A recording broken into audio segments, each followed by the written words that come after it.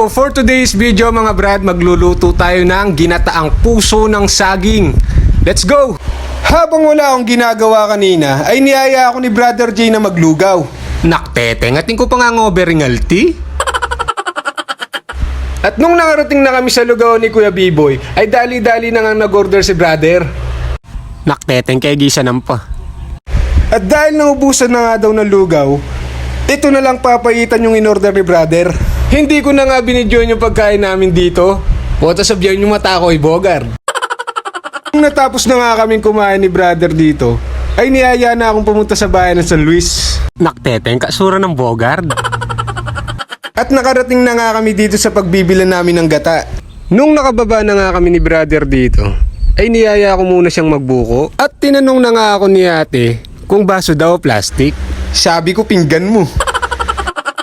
Habang iniintay ko si brother, ay umupo muna ako dito sa gilid. Nakteteng, kasura ng Bogard. Nung nakabili na nga kami ng gata ni brother, ay dumiretso na kami sa palengke. Tayaya pang wiyating kanining alti. Nakteteng, tangkay, nakamantutot.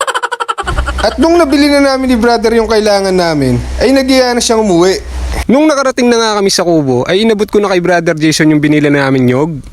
At kahit tanghaling tapat, ay niyaya na ako ni brother na manguha ng puso ng saging.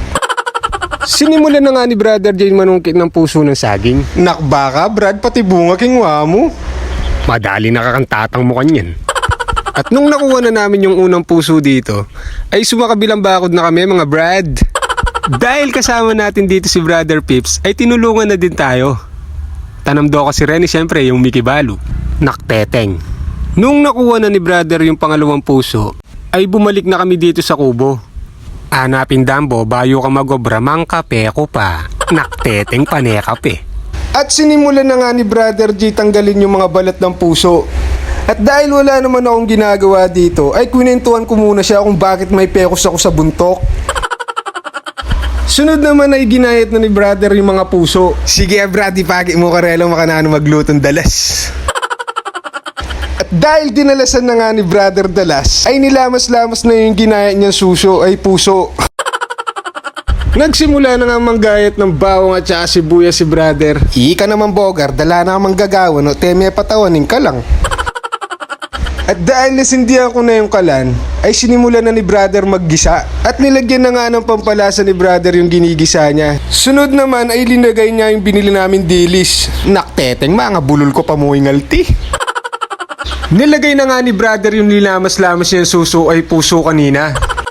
Sunod naman ay binuhusan niya ng mainit na tubig para mabilis daw lumambot. At sunod niyang linagay ay yung gata ng nyog. Nakteteng brad, kanyama na yan, dalasan mo. Sheesh, the best naman pala yung pagkaluto nito brad. So, hanggang dito na lang muna mga brad at kakain muna kami. Hindi ko na nga kukunin yung video dito, baka sabihin nyo, nakteteng katako ng Bogard. Kung nagustuhan nyo itong video na to mga brad, please like and share. Sige na, har har!